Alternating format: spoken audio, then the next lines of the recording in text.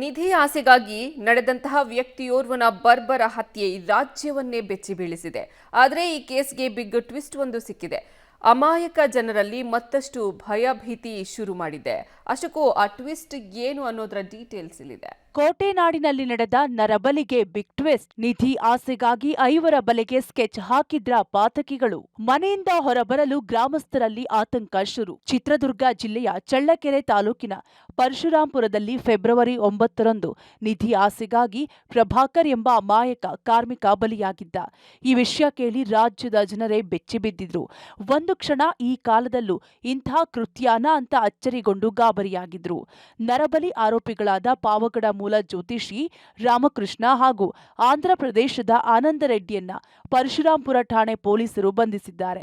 ತನಿಖೆ ವೇಳೆ ಆರೋಪಿಗಳು ಬಾಯ್ಬಿಟ್ಟಿರುವ ಭಯಾನಕ ವಿಷಯ ಬೆಚ್ಚಿ ಬೀಳಿಸುವಂತಿದೆ.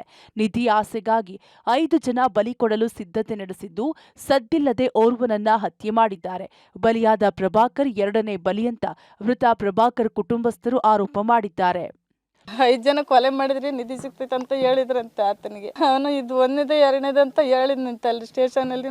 ಅನಾಥವಾಗಿ ಊರಾಗೆಲ್ಲ ಕೆಲ್ಸಕ್ಕೆ ಹೋಗ್ದಂಗ ಇದಾರೆ ಸರ್. ಇವಾಗ ಕೂಲಿ ಮಾಡ್ಕೊಂಡು ತಿನ್ನೋರು ಏನ್ ಮಾಡ್ಬೇಕು ಹೇಳ್ರಿ. ತುಂಬಾ ಆತಂಕ ಐತೆ ಸಣ್ಣ ಮಕ್ಕಳ ಸ್ಕೂಲಿಗೆ ಕಳ್ಸೋದು ಕಷ್ಟ ಆಗೈತೆ. ಅವ್ರ ಹೆಂಡ್ರ ಮಕ್ಕಳೆಲ್ಲ ಅನಾಥರ.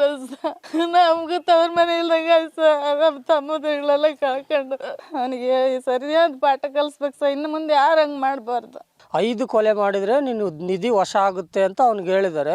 ಅವ್ನು ಬಂದು ಇಲ್ಲೆಲ್ಲ ಒಂದು ವಾರ 15 ದಿನದಿಂದ ಸುತ್ತಾಡಿ ಎಲ್ಲ ಪ್ಲಾನ್ ಮಾಡಿ ದಷ್ಟಪುಷ್ಟವಾಗಿರೋಂಥವ್ರನ್ನ ಅಟ್ಯಾಕ್ ಮಾಡಿಲ್ಲ ಸರ್. ಇಂಥ ಅಮಾಯಕರನ್ನೇ ಅವ್ನು ಅಟ್ಯಾಕ್ ಮಾಡಿ ಯಾರು ಇಲ್ದಿರೋಂಥ ಸ್ಥಳಕ್ಕೆ ಕರ್ಕೊಬಂದು ಡ್ರಾಪ್ ಕೊಡ್ತೀನಿ ಅಂತ ಹೇಳಿ ಇಳಿದು ಸಾಯಿಸಿದ್ದಾನೆ. ಇನ್ನು 3 ಕೊಲೆನ ಮಾಡಬೇಕು ಅಂತ ಜ್ಯೋತಿಷ್ಯರು ಹೇಳಿದ್ದಾರೆ ಸರ್. 3 ಕೊಲೆ ನಮ್ಮೂರಾಗೆ ಆಗುತ್ತೋ ಎಲ್ಲಾಗುತ್ತೋ ಅಂತ ಜನಗಳೆಲ್ಲ ತುಂಬಾ ಆತಂಕದಾಗಿದ್ದಾರೆ. ಇನ್ನು ಪಾವಗಡ ತಾಲೂಕಿನ ಕೋಟಗುಡ್ಡ ಗ್ರಾಮದ ಜ್ಯೋತಿಷಿ ರಾಮಕೃಷ್ಣನು ಹೇಳಿರುವಂತೆ ಪಶ್ಚಿಮ ದಿಕ್ಕಿನಲ್ಲಿ ನರಬಲಿ ನೀಡಿದ್ರೆ ಬಂಗಾರವಿರುವ ನಿಧಿ ನಿನ್ನ ಕೈವಶವಾಗಲಿದೆ ಎಂದಿರುವ ಬೆನ್ನಲ್ಲೇ ಅದೇ ಗ್ರಾಮದ ಸಮೀಪದಲ್ಲಿ ವಾಮಾಚಾರದ ಕುರುಹುಗಳು ಸಹ ಹೆಚ್ಚಾಗಿವೆ.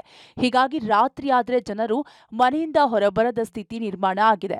ಆರೋಪಿಗಳಿಗೆ ಉಗ್ರ ಶಿಕ್ಷೆ ವಿಧಿಸಬೇಕು. ಪರಶುರಾಂಪುರ ಗ್ರಾಮದ ಬಳಿಯ ಜೆಜೆ ಕಾಲೋನಿಯ ಜನರಲ್ಲಿ ಅಗತ್ಯ ಜಾಗೃತಿ ಮೂಡಿಸಬೇಕು ಹಾಗೂ ಪೊಲೀಸರು ನೈಟ್ ಬೀಟ್ ಹಾಕುವಂತೆ ಗ್ರಾಮಸ್ಥರು ಒತ್ತಾಯಿಸಿದ್ದಾರೆ. ಕೊಲೆ ಮಾಡ್ಯದನ್ ಚಾಕದಾಗ ತಾಂಡು ಎಲ್ಲೆಲ್ಲಿ ಸಿಕ್ತದ ಅಲ್ಲಿಗೆ ಚುಚ್ಚಿಬಿಟ್ಟದನೆ, ಮಚ್ಚನೆ ಕಡ್ದದನೆ. ಇವೆಲ್ಲ ಎಮ್ಕಿಗಳೆಲ್ಲ ಕಾಣವಂತ ಅಂತ ಸ್ಥಿತಿ ಮಾಡ್ಯಾಕೆ ಹೋಗಿದ್ದಾನೆ. ಅವನ್ ಮಾತ್ರ ಬಿಡಬಾರ್ದ. ಸ್ವಾಮೀಜಿ ಅಮ್ಮನ್ನ ಫಸ್ಟ್ ಎಳ್ಕೊಂಬಂದು ಅವನಿಗೆ ಸರಿಯಾದ ಶಿಕ್ಷೆ ಕೊಡ್ಬೇಕು ಸರ್. ಅದೇ 5 ಜನನ ಕೊಲೆ ಮಾಡಿ ಬರ್ರಿ, ನಾವು ನಿನಗೆ ನಿಧಿ ಸಿಗುತ್ತೆ ಅಂತಂದು ಹೇಳಿದ್ನಂತೆ. 12 ಗಂಟೆ 1 ಗಂಟೆ ಆದ್ರೂ ಅಲ್ಲಿರೋರು ಸರ್. ಇವಾಗ ಯಾರ್ಯಾರು ರಾತ್ರಿ ಮೊನ್ನೆ ರಾತ್ರಿಯಿಂದ ಯಾರ್ಯಾರು ರೋಡ್ನಾಗೆ ಇರಲ್ಲ ಸರ್. ಹಂಗೆಲ್ಲ ಒಳಗೆ ಹೊಕ್ಕಂತಾರೆ ಎಲ್ಲನ. ಒಟ್ಟಾರೆ ನಿಧಿಯಾಸೆಗೆ ಅಮಾಯಕ ಕಾರ್ಮಿಕ ಬಲಿಯಾಗಿದ್ದಾನೆ. ಹೀಗಾಗಿ ಆ ಗ್ರಾಮದಲ್ಲಿ ಭಯ ಮನೆ ಮಾಡಿದೆ. ಹೀಗಾಗಿ ಪೊಲೀಸರು ಅಗತ್ಯ ಜಾಗೃತಿ ಮೂಡಿಸುವ ಮೂಲಕ ಮುಗ್ಧ ಜನರ ಆತಂಕವನ್ನ ಶಮನಗೊಳಿಸಬೇಕಿದೆ. S Siddaraju, public TV, Chitradurga.